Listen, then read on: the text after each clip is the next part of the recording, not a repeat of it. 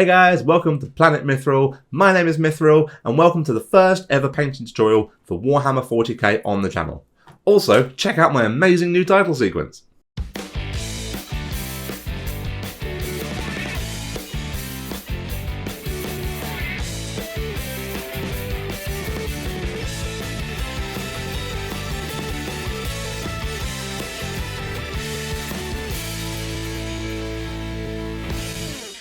See, I'm all professional now, right? Right? That's right, I'm taking the channel's first steps into the grimdark future of the 41st millennium and adding Warhammer 40k to the litany of games and model tutorials I'm trying to build up on the channel. And where better to start off than the Emperor's finest, the sons of Reboot Guilliman himself, the boys in blue and the flagship chapter of Games Workshop. That's right, I'm talking about the Ultramarines. This definitely hasn't been influenced by a recent playthrough of Space Marine 2. I have a simple and effective recipe that will allow you to create some awesome looking legions of marines that look just like the Games Workshop box art. Maybe even a little bit better. These guys, however, are an exercise in edge highlighting, so I really hope you guys are feeling brave. I've assembled my Primaris Marine with plastic glue after mould line cleaning, and I'll be working off in the Crag Blue spray undercoat. See, look, he's done already. Nice and easy. Heresy grows from idleness, but these Smurfs won't paint themselves. Brushes ready, guys. Let's get painting.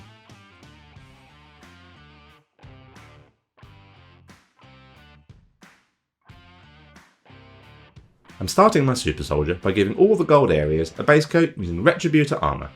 The main areas here are the trim around the shoulder pads and the crest on his chest.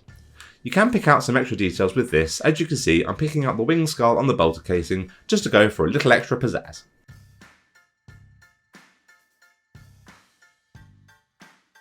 I'm giving all the rib material between the armour plating, the bolter casing and a few other areas which will be metallic later, a coat now using Abaddon Black. You'll want to focus this on the backs of the knees, arm joints, bolt gun, the nodes and vents on the backpack, and the circuitry and metals around the helm in particular.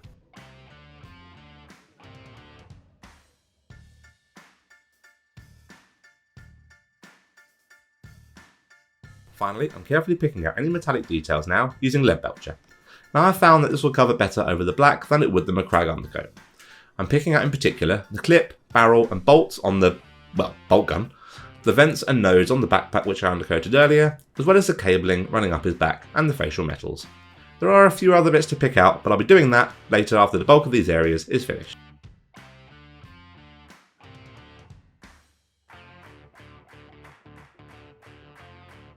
Okay, now I have my base coats in place, it's time to shade back the armour. I want to do this as I want to make sure I get as much depth through the platework as I possibly can, no matter how subtle it actually ends up being. To do this, I'm carefully applying a targeted recessed shade using Nuln Oil, moving this into all the grooves and ridges between the plates of armour. Now this might not look like too prominent a shade to begin with, but once you've worked through the upper blue tones it will really stand out. Don't worry too much about spilling out onto the armour at this stage, as we can neaten up in a minute.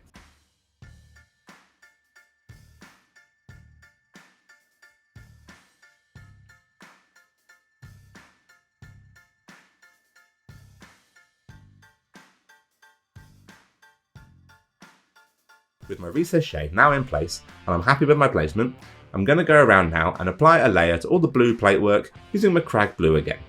This is for two reasons. One is to strengthen the tone of that characteristic blue tone, but it also gives me a chance to neaten up any edges where my Nuln Oil might have bled out of the recesses. With this, try to be careful to avoid refilling the recesses you've just shaded.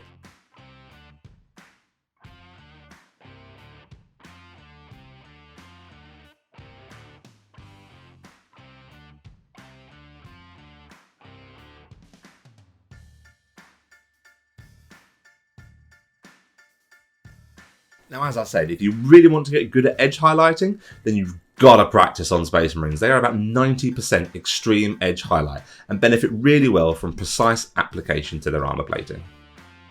I'm going to begin my layering stages by framing all the blue armour plates with a 1-to-1 mix of McCrag Blue and Calgar Blue, keeping this lining fairly thick at the moment so I can work on the transition from darker blue through to the lighter later ones. You can see here that I'm drawing my lines over the edges and ridges of the blues to provide a base framework for the more precise highlight that's to come.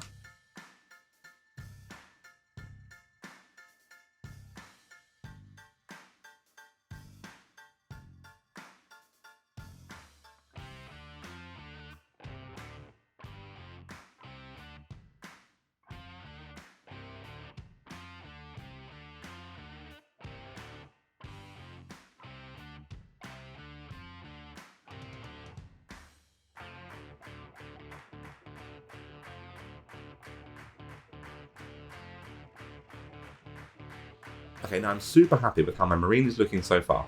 With my layering framework in place, I'm going to repeat the process, but this time using pure Calgar blue. This time applying my highlight in a more precise and accurate fashion, trying to keep some differentiation between this and the darker layer stage with the McCrack. It's important here to have as much control over the paint and brush as possible, so make sure you have a super sharp tip to your bristles and be careful not to overload your brush with blues.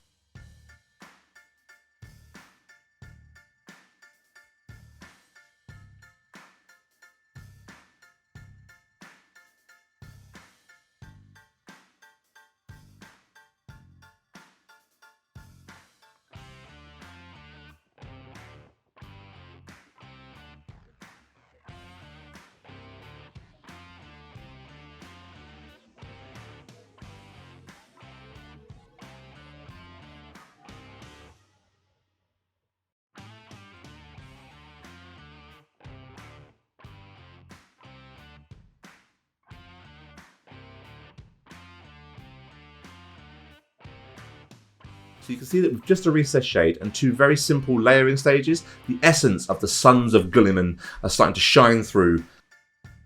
The final stage is to apply a superfine extreme edge highlight now with a 1-to-1 mix of Calgar blue and Fenrisian grey. Again, as I'm sure you hate to hear by now, keep this even tighter than the previous highlight stage. Really looking for precision here, focusing this more towards the upper ridges, curves and points of all the armour to give it the upper glint to really make those blues pop. Xenos beware.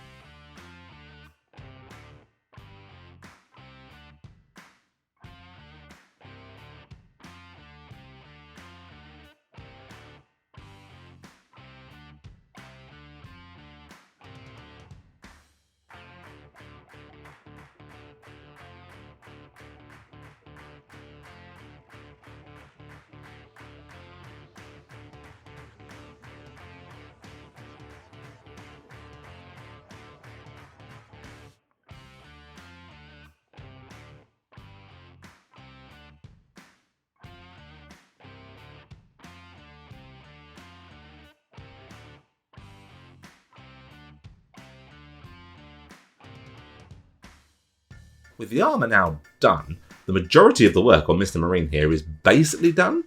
The rest of the model really doesn't require too much in-depth work to tie it all together. Small details, yes, but damn do they bring him to life. The gold rims around the shoulder pads and the gold on the chest, as well as any other areas you may have already based gold, are receiving a shade with some diluted Agrax Earthshade.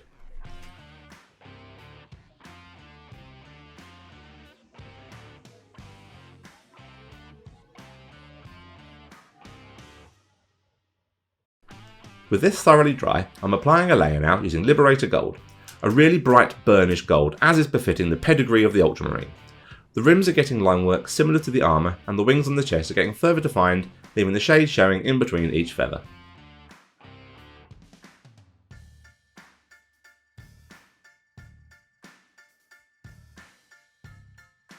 An initial highlight is now being applied to all the gold areas using Auric Armour Gold.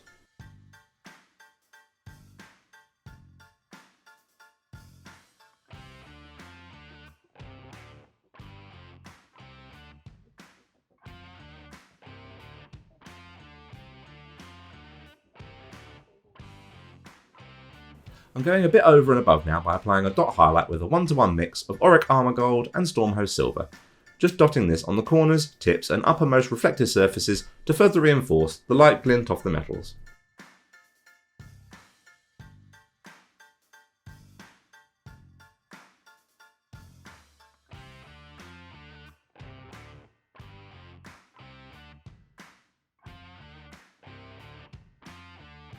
All the silvers now are being given an all-over shade using Nuln Oil, diluted about 50% with Lamium Medium to avoid any unsightly pooling.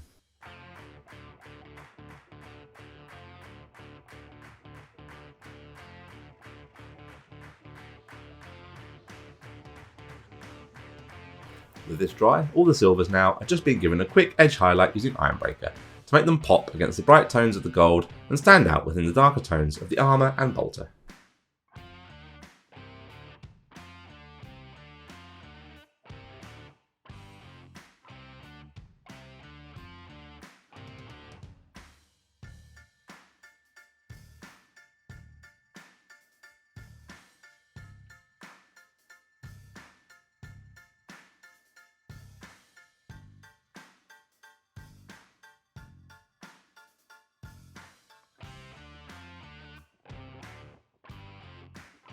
The bolter casing, the scope, interplate material and any other areas undercoated previously with Abaddon Black, I'm giving a layer with a 1-to-1 mix of Abaddon Black and Skaven Black Dinge. Again, this covers better over a black base coat than it would the McCragg blue base coat.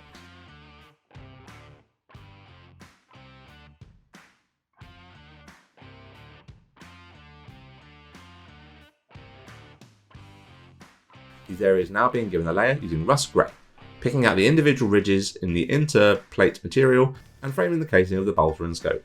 Ooh, you thought we were done with edge highlighting by now. Absolutely not. No, no, no, no. Well, nearly.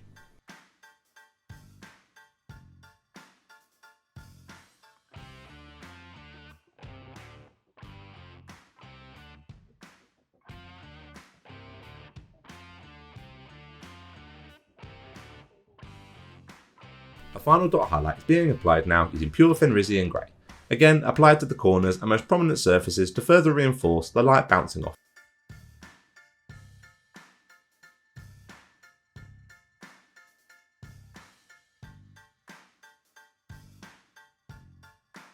Now, I mentioned earlier about some extra silver details that I was leaving until the larger areas were finished off. Now the model is nearly done, I can go back and pick these areas out. These include the bolts over the bolter casing, inner areas of the scope, rivets and bolts over the marine and backpack itself, iron sights and any other areas you feel would benefit from an extra glint of silver magic amongst a sea of blue.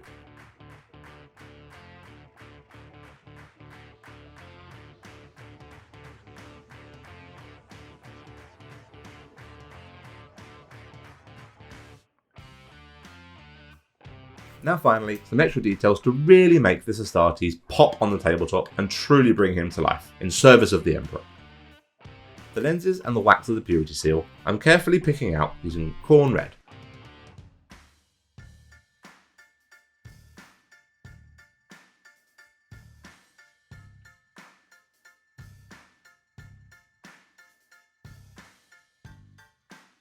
Now, using Troll Slayer Orange, I'm just drawing a thin line along the bottom curve of the lens, giving the lens an initial subtle glow, as well as applying this as a highlight over the larger lumps of wax.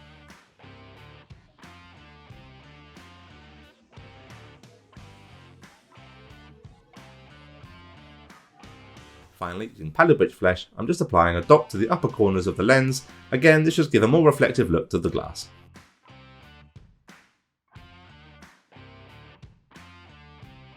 The scroll of the Purity Seal is being base coated now using Rakarth Flesh.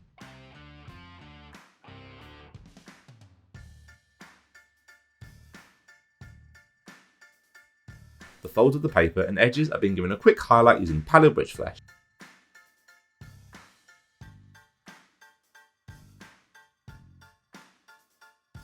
Small, thin, horizontal lines are now being drawn across the parchment using Abaddon Black to give the impression of scripture.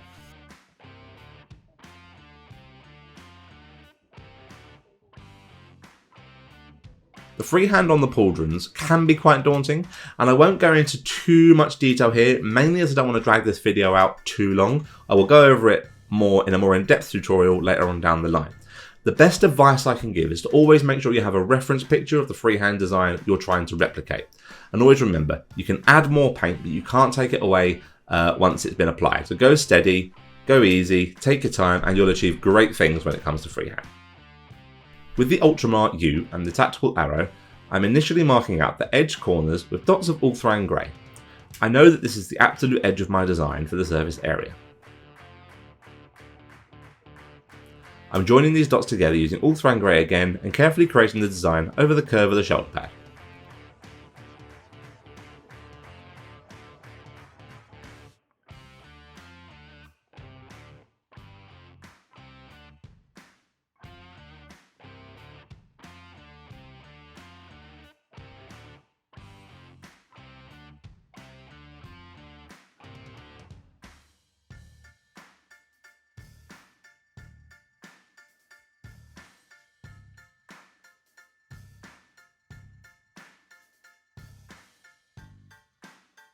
With this traced in, I'm going back and filling this into a solid Ultramarine grey applied over a few thin down layers to give a smooth finish to the design.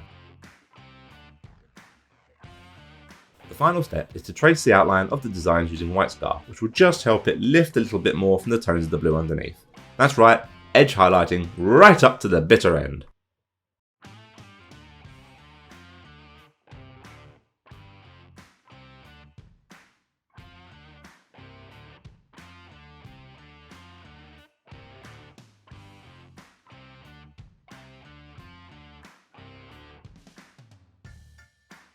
The basing on my Marine was applied using Stirland mud, and recipes for other basing methods can be found on the channel.